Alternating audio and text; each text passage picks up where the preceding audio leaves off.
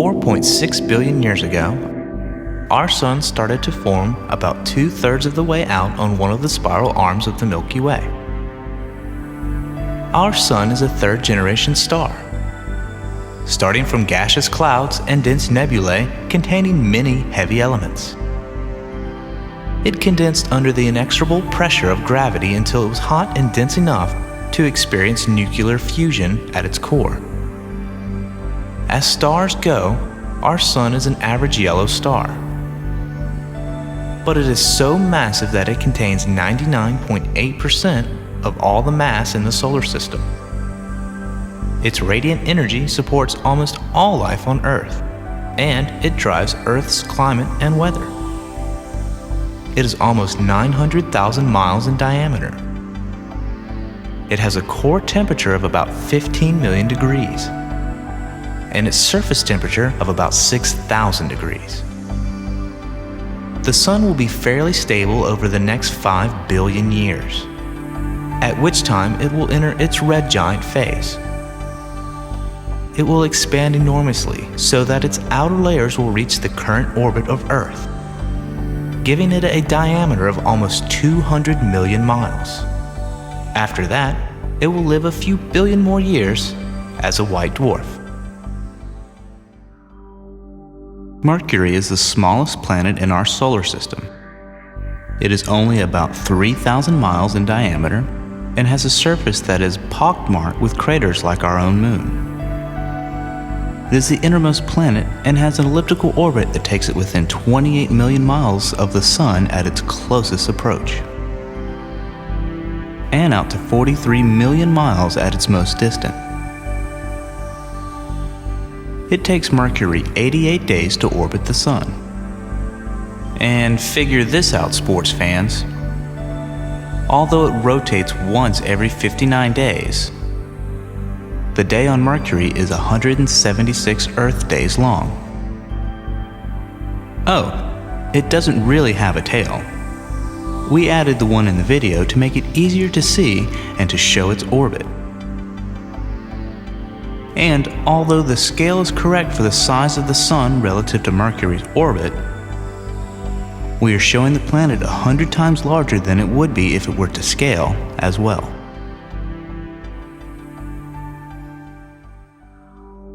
Except for the Sun and the Moon, Venus is the brightest object in the sky. And since it is closer to the Sun than we are, it shows phases like the Moon. Shrouded in permanent clouds, Venus rotates on its axis every 243 days, and it rotates backwards from the other planets. It is only slightly smaller than the Earth, and it orbits the Sun every 225 days, at a mean distance of 67 million miles. But its surface is terribly inhospitable. The atmospheric pressure at the surface is 92 times that of the Earth, similar to the pressure a half a mile down underwater. Its temperature is a balmy 900 degrees Fahrenheit. All in all, not a good vacation spot.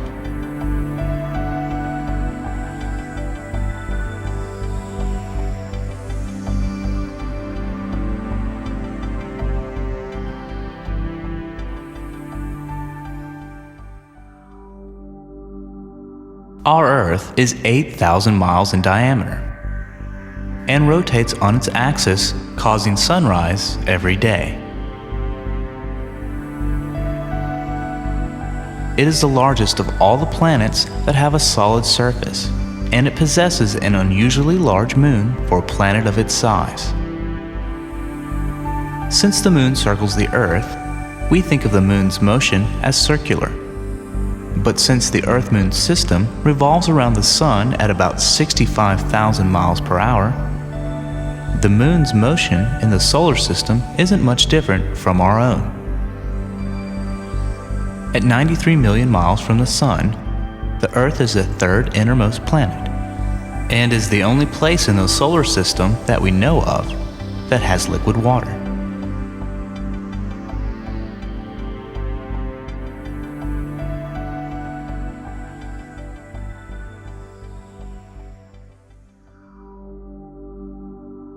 Mars is the planet most similar to Earth in terms of habitat.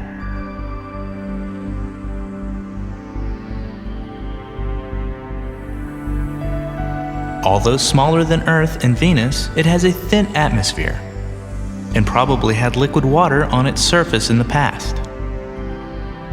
This attracts our interest and has prompted us to send a plethora of probes. It has 2 orbiting irregular-shaped rocks graciously called moons, which are probably captured asteroids. A day on Mars lasts about 24 hours, very comparable to our own. The volcano called Olympus Mons, or Mount Olympus, is the highest known mountain in the solar system. It is an extinct volcano and is over 3 times the height of Mount Everest.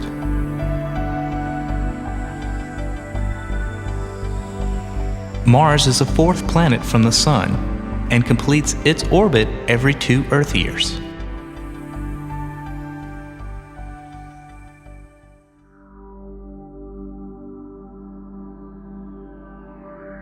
Jupiter is huge. If it had only been a little larger, it could have become a brown dwarf star circling our Sun. It is a gas giant and has no solid surface. Its atmosphere forms bands of poisonous clouds that circle the planet in opposite direction.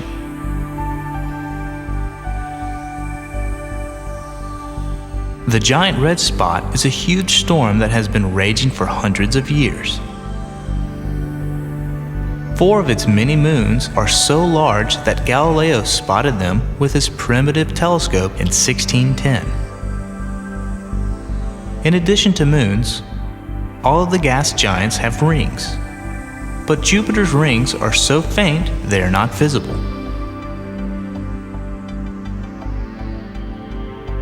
The 5th planet out, Jupiter orbits the Sun at a distance of 480 million miles and takes almost 12 years for one complete circuit. Notice the large separation between the orbits of Jupiter and Mars. This is the realm of the asteroid belt. It is the debris of a planet that failed to form because of Jupiter's gravitational influence.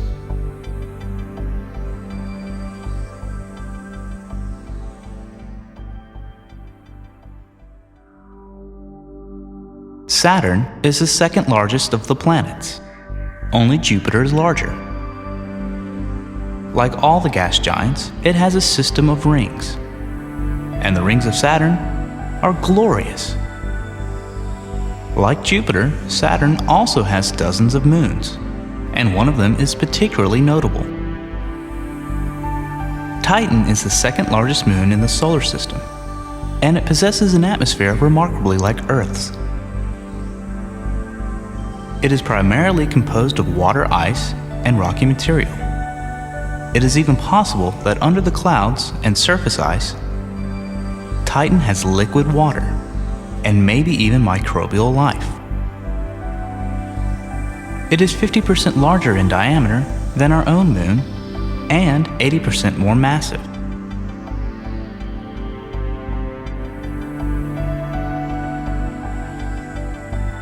Saturn takes 29 years to orbit the Sun, and does so at a distance of 890 million miles.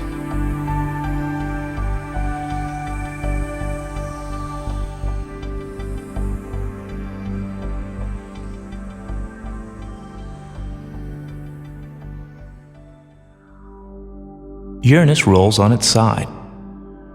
It is an icy giant of a planet, the 3rd largest in the system.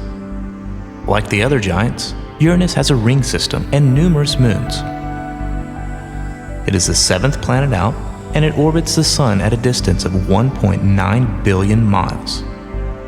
A year on Uranus lasts 84 Earth years. Because of its extreme axial tilt, seasons on Uranus are worth a look. At the time near the solstice, one pole continually faces the Sun, while the other faces away. Only a narrow strip near the equator experiences Uranus' 17-hour day. At the other side of Uranus's orbit, the orientation of the poles is reversed, so each pole gets 42 years of continuous day, followed by a 42-year night. Okay, let's head to a point high over the ecliptic, so we can see the relative sizes of the orbits of the sunward planets.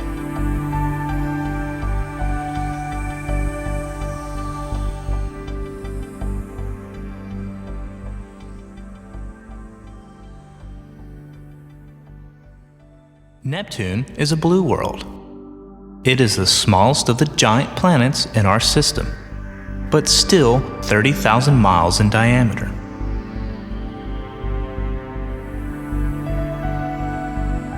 Since the demotion of Pluto, it is the furthest planet from the Sun. Neptune's rings are very faint, and of its 13 moons, only Triton is massive enough to be round. It rotates every 16 hours and orbits the Sun every 165 years at a distance of 2.8 billion miles.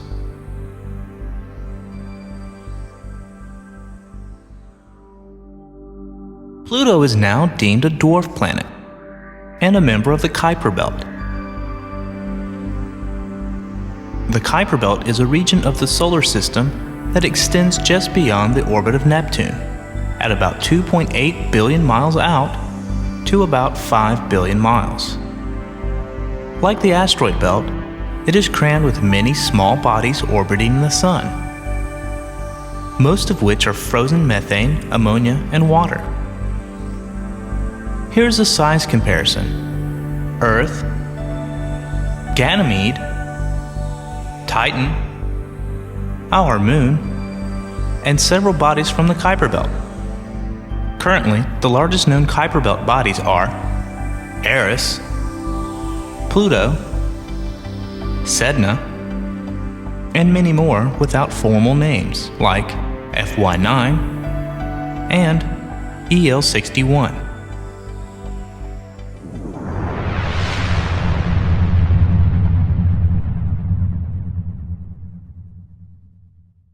A day on Earth is a deceivingly simple concept. Today we'll examine that day on Earth in detail, perhaps uncovering a few surprises. A day is the length of time it takes the Earth to spin 360 degrees on its axis. Or is it 361? Here is a simple model showing the Earth, the Sun, and some background stars. The Earth travels around the Sun in an ellipse, with the Sun at one focus. The model, of course, is not to scale. Let's begin our examination at noon one day. The Sun is directly above the red line. That will be our reference point. Watching from a high vantage point, we see the Earth complete 360 degrees of rotation. But during that time, the Earth has also moved a bit in its orbit. So even after a 360-degree turn, the Sun is not directly above the same point on Earth that it was at the beginning of the spin. It is not noon of the next day. The red reference line needs to spin a little more than 360 degrees to get us to noon. The 360-degree rotation is called a sidereal day, while the noon to noon rotation is called a solar day. Earth orbits the Sun once for about every 366.26 sidereal days, and once for every 365.26 solar days. Not only that, the length of the solar day varies throughout the year, and for two different reasons.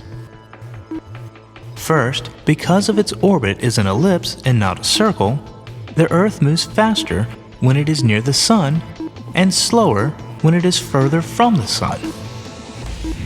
So the little extra amount of rotation that the Earth needs to do to get from noon to noon changes throughout the year.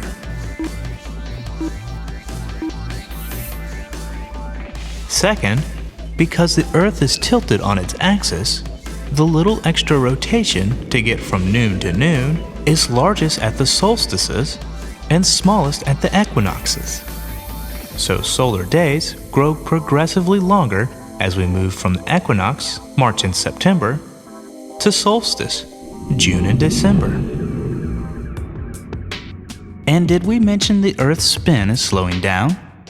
And the length of the solar day is increasing due to gravitational tides between the Earth and the Moon?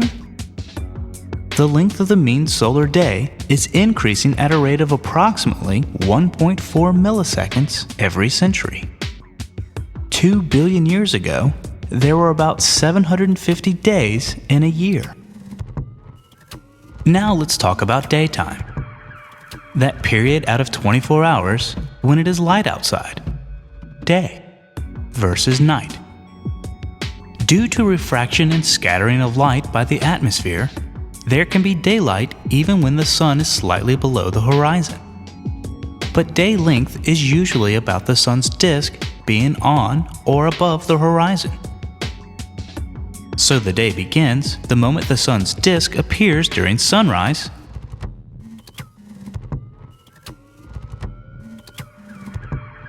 and ends the moment the sun's disk disappears during sunset. At the equator, daytime and nighttime are equal to within a few minutes. But at distances north and south of the equator, the length of the day varies with the season, with the longest and shortest days being on the solstices.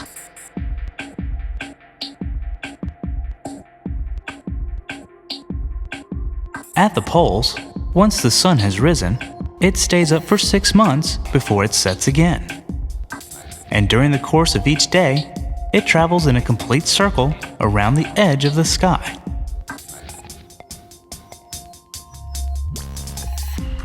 Because the Earth travels at different speeds in its orbit, the sun is north of the equator for almost 4 days more than half the year, and the length of the average day in the northern hemisphere exceeds the length of the average day in the southern hemisphere by a few minutes. In the northern hemisphere, the Arctic Circle is the southernmost latitude where 24-hour daylight can occur at least one day in a year. In the southern hemisphere, the Antarctic Circle is the northernmost latitude where 24-hour daylight can occur at least one day in a year. And daylight savings time is like the old man who cut off one end of the blanket and sewed it on the other end to make it longer.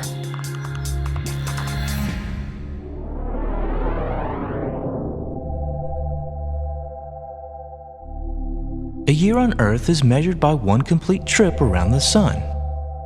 Seems simple enough, but there is a problem.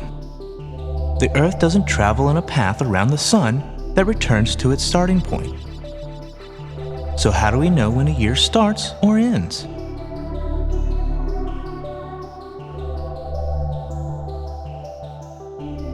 Well, one way, called a sidereal year, measures our orbit against the distant stars.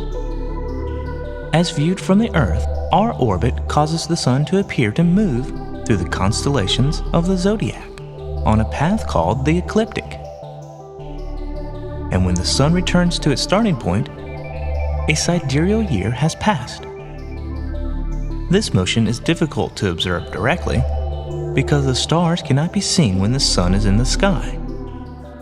However, if you look at the sky before each dawn, the annual motion is very noticeable. The last stars seen to rise are not always the same, and within a week or two, an upward shift can be noted.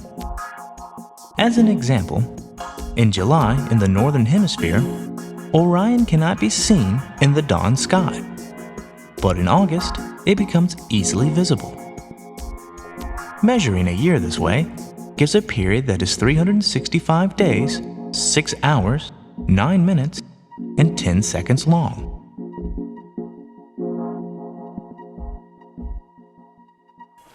Another possibility is to measure the year against the passing of the seasons. Because of the tilt of the Earth on its axis, the position of the Sun in the sky changes from day to day throughout the year. If we were to take a picture of the Sun at noon regularly throughout the year, we would see the Sun moving on this path called an analemma. On the days in its orbit when the Earth is at a maximum tilt towards or away from the Sun, the length of the daylight is at a maximum or a minimum. These days are called solstices, and the Sun will be at the top left or bottom right of the analemma. On the days when the Earth's tilt is perfectly sideways to the Sun, the day and night are equal in length. These are the equinoxes, and the Sun will be at a latitude-dependent position in the analemma. When the Sun goes from one vernal equinox to the next, a tropical year has passed. Measuring this way gives a year that is 365 days, 5 hours, 48 minutes, and 46 seconds long.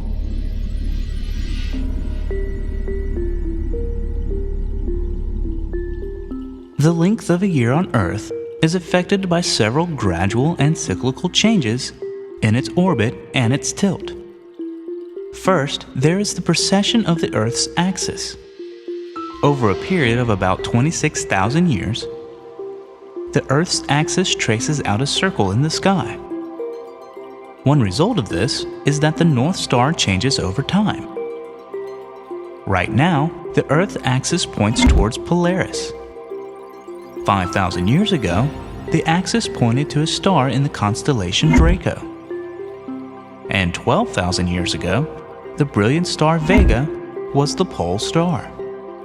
And because of the 26,000-year cycle, Vega will be the pole star again in 14,000 years.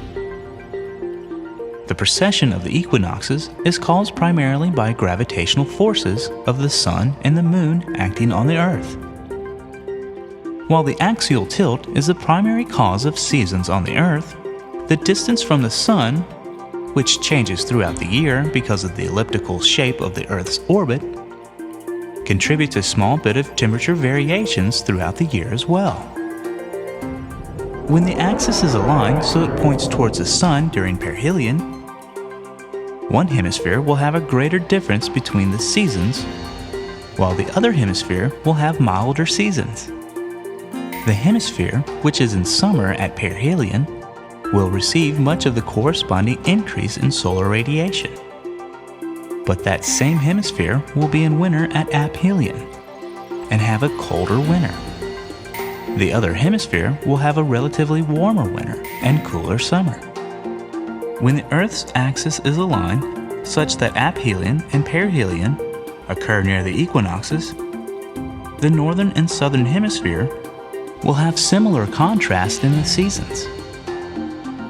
At present, perihelion occurs during the southern hemisphere's summer, and aphelion is reached during the southern winter. So the southern hemisphere seasons are somewhat more extreme than the northern hemisphere seasons when other factors are equal.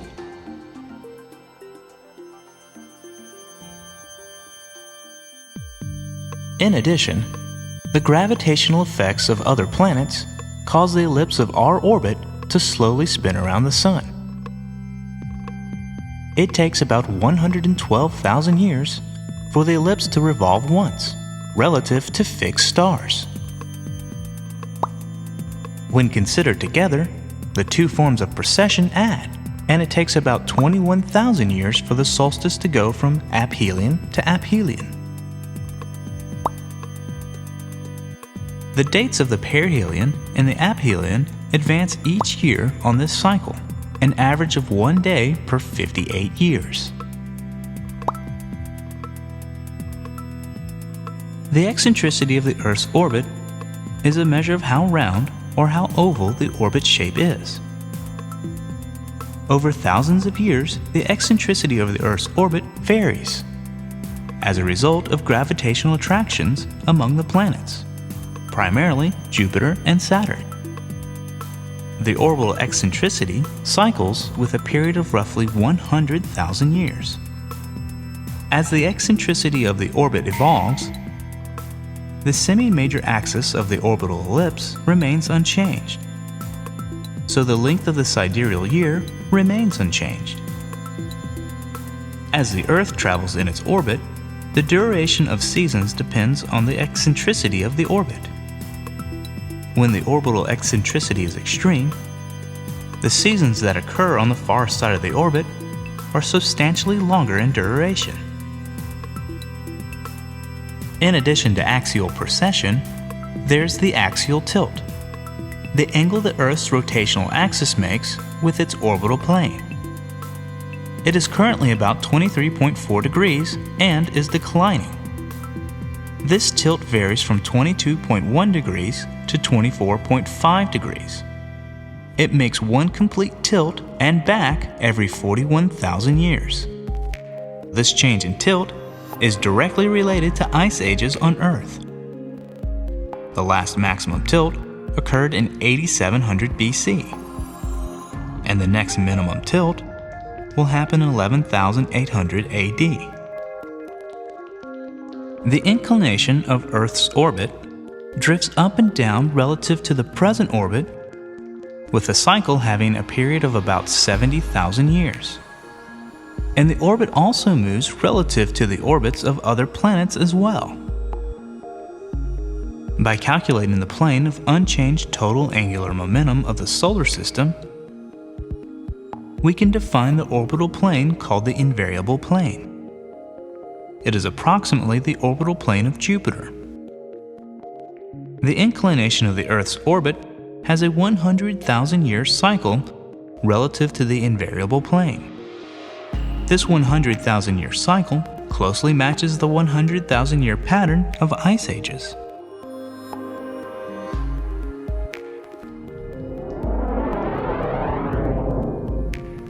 A year on Earth is directly determined by all the various orbital motions of the Earth. So, if someone tells you how many years old they are, you might ask them, is that sidereal, tropical, or anomalous years?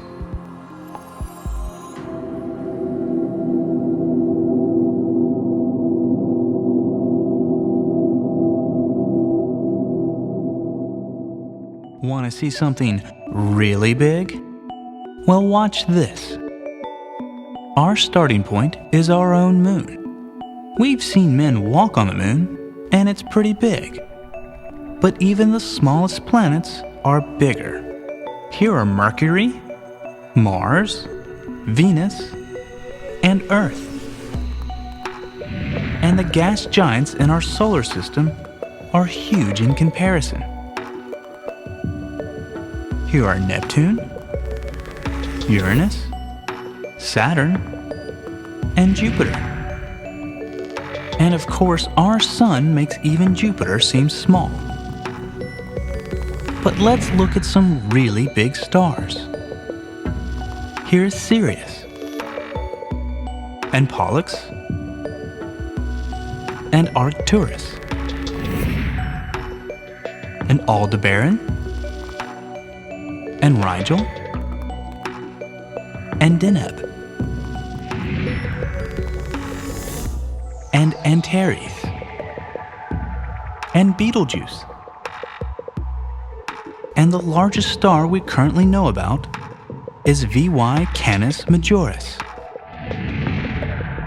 On this scale, our Sun would be 1/10 the size of the tiny little dot you see to the left.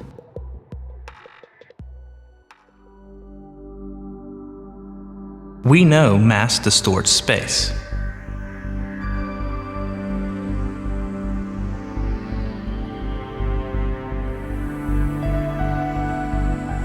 We know light is affected by gravity.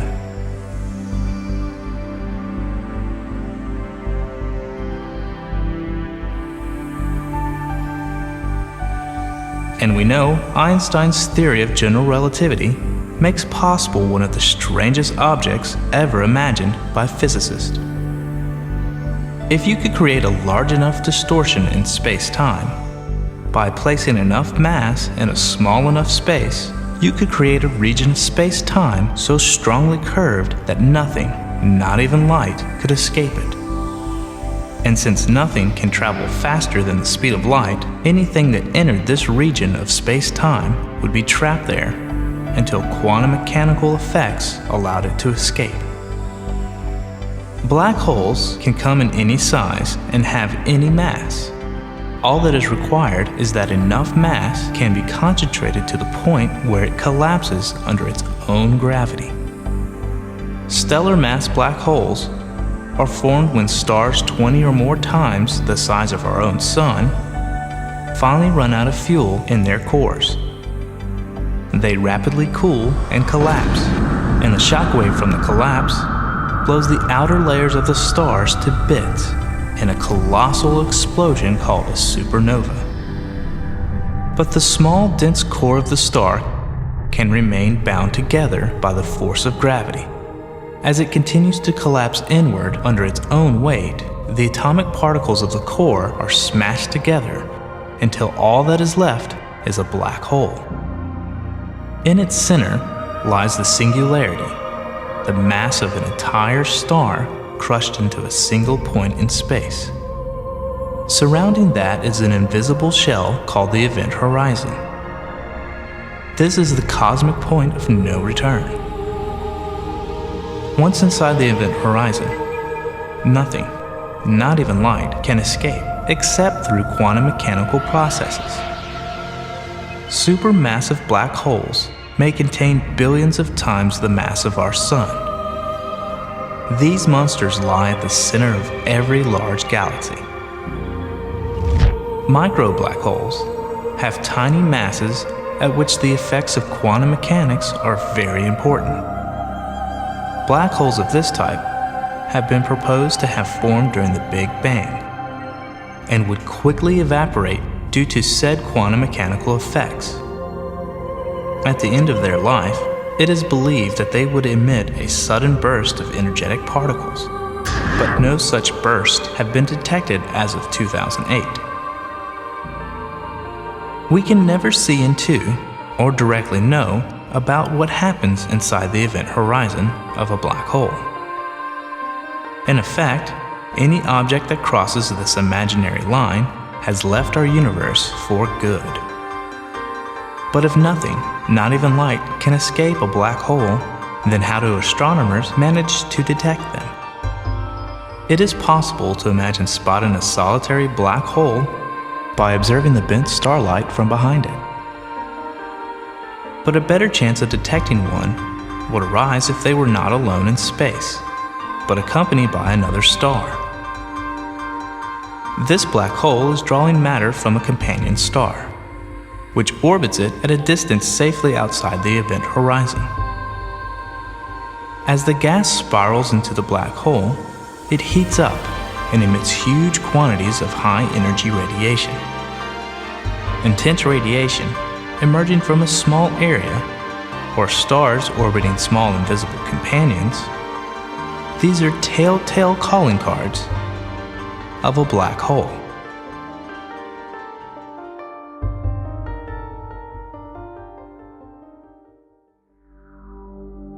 $12.5 billion years ago, the universe was littered with the remains of first-generation stars, and billions of second-generation stars were born from these clouds. Small groups of these new stars were drawn to each other gravitationally and merged to form ever larger and larger groups.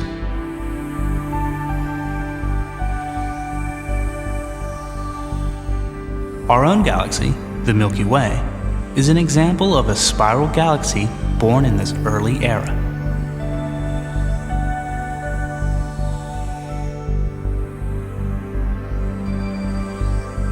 Today, it contains about 200 billion stars and is still growing as it absorbs small neighboring clusters of stars. The center of our galaxy is in the direction of the constellation Sagittarius. And like most large galaxies, there is a monstrous black hole at the center. The disk of our galaxy is about 100,000 light years across, and on average is only about 12,000 light years thick. our own Sun is a third-generation star and is located about 2/3 of the way out on the spiral arm named Orion. We are about 26,000 light-years from the center.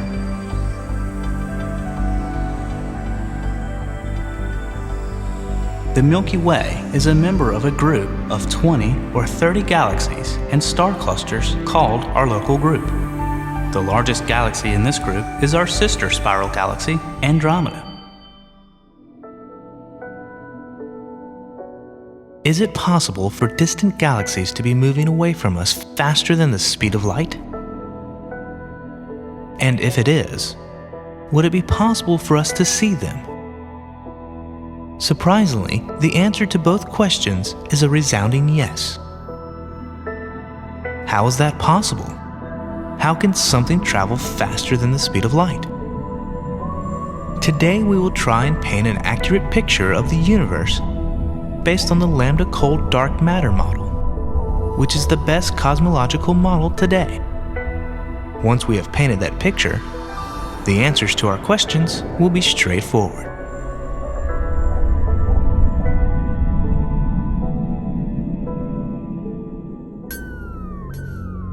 Let's assert that some kind of space-time quantum foam sort of something existed before our own universe began, before our Big Bang. Then we simply let Heisenberg's uncertainty principle go to work for us. If we look at the tiniest speck allowed by quantum mechanics, a small volume with a Planck length as its linear scale, the speck would have a volume of 10 to the minus 99 cubic centimeters. And the largest amount of mass or energy that we could put in this volume without it becoming its own black hole is about 1/100,000th of a gram. Interestingly, the uncertainty principle allows this much stuff to be created out of nothing for as long as 10 to the minus 43 seconds. Not a very long time, but it will prove to be enough. Because if that much energy is created in the form of a certain type of scalar field, then we have just successfully created a universe. The best model of how our early universe grew after that initial quantum fluctuation created it includes inflation, a period when the scalar field divides space into a brief period of extreme exponential expansion. During inflation, space erupted from its tiny beginnings into an unknowably huge volume. This enormous expansion generated an enormous amount of gravitational binding energy, at least 10 to the 85th grams. And this was counterbalanced by a corresponding group of positive energy in the scalar field. What began as a mere fraction of a gram of energy has now become 10 to the 85th grams. This is a huge number, large enough to account for all the matter and energy that exists today. But notice that the total energy in the universe is within a quantum fluctuation of equaling 0.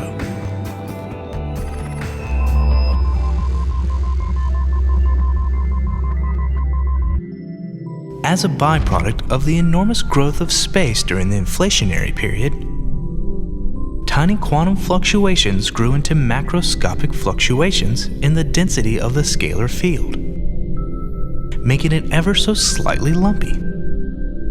This lumpiness provided the seeds for the formation of stars and galaxies and all the structure we see in the universe.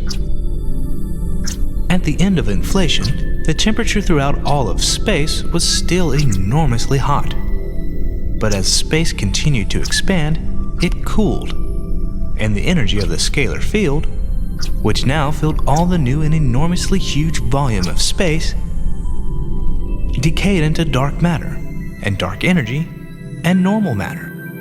The photons and quarks and electrons, which in turn settle down into the protons, neutrons, and atoms that populate the universe today. After about 380,000 years of expansion and cooling, charged particles got together to form neutral atoms. And suddenly the photons that were bumping into charged particles every second or two were free to zip unhindered across space. This is the origin of the cosmic microwave background that we see today.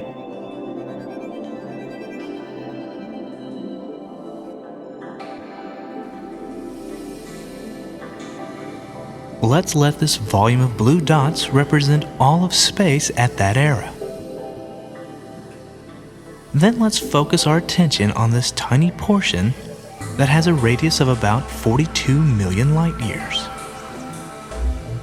This is the region that will be all of our observable universe in 13.7 billion years. Our Earth will form somewhere in the center of this region in about 9 billion years. But we have a lot of expansion to experience first. Imagine that you are standing on a 100-meter track and someone 99 meters away is going to walk toward you. There's the starter's pistol, and the walk begins. But there's a problem. The track is stretching, growing longer as he walks. He takes a 1-meter step every second, but the track grows 1 meter for every 100 meters every second. After 10 seconds, the walker has taken 10 steps, but the remaining 89 meters has grown so that he still has 98 meters from you. Another 10 seconds, and he's still almost 97 meters away. It will take him 460 seconds, but he will eventually reach you. And during that time, the track is stretched so that it is now 10,000 meters long. The other end of the track is now moving away from you much faster than the walker can walk. If he had to start there now, he would never get here. And the question of how far he walked is ambiguous. We could say he walked 99 meters because that was the distance at the beginning, or we could say that he walked 9,900 meters because that was the distance at the end, or we could say 460 meters because that is his normal speed times the time it took. The expanding universe exhibits the same characteristics.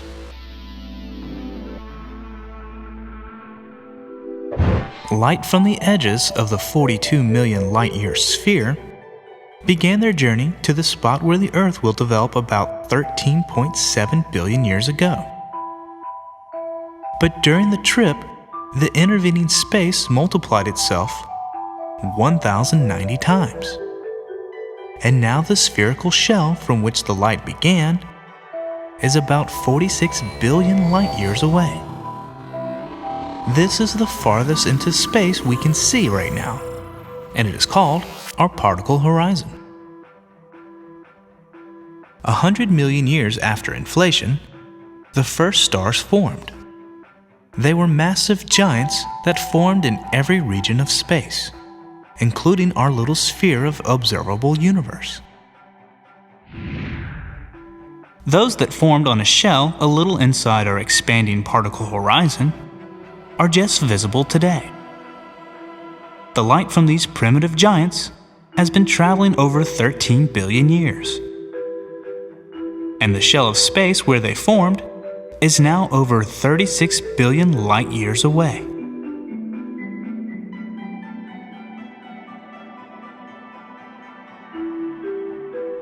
So light from the microwave background was emitted from a distance of just 41 million light years away. And that distance is now 46 billion light years.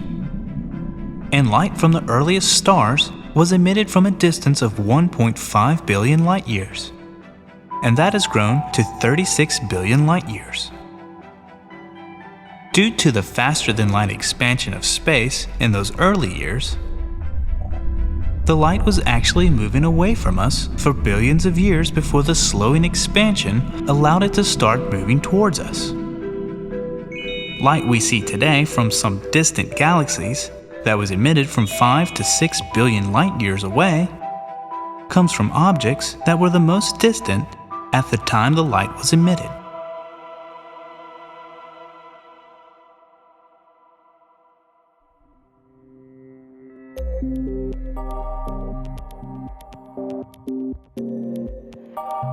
Massive objects like the Earth and the Sun, that are gravitationally bound to one another, can overcome the expansion of space between them. Space is expanding in our system, but the distance from the Earth to the Sun does not change because of this expansion. Why? Because as space expands, the Earth's orbit continually adjusts to keep the Earth at the correct distance that is demanded by the law of gravity. This is also true for stars inside a galaxy that are gravitationally bound, and is true even for local clusters of galaxies. As space expands, the distance between the bodies constantly adjusts to comply with the laws of gravity. The wavelength of light from distant objects is shifted toward the red end of the spectrum if they were moving away from us. And the expansion of space is measurable by measuring the redshift. And unlike the Doppler redshift, the cosmological redshift says nothing about the recessional velocity of the emitting object either at the time the light was emitted or at the time the light was received. Hubble's law says the further away an object is, the faster it is receding without limit. So, there are always objects far enough away to be receding faster than the speed of light. Objects we see with a redshift of about 1.46 are moving away from us at the speed of light, and all objects with larger redshifts are receding faster than the speed of light. Most objects in the extended universe are traveling away from us with velocities fast enough that we will never see them.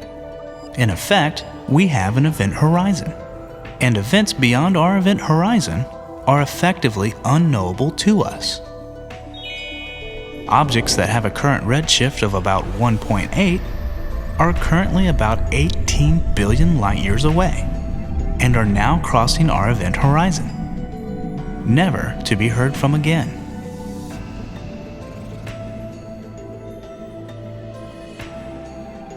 Finally, this is a time sequence of the evolution of our universe. Big Bang, followed by inflation, reheating or the birth of matter, birth and death of the first stars, and the ongoing formation and growth of galaxies. When we look out into the universe, we're looking backwards in time, looking at the universe as it was when it was a lot smaller and a lot younger.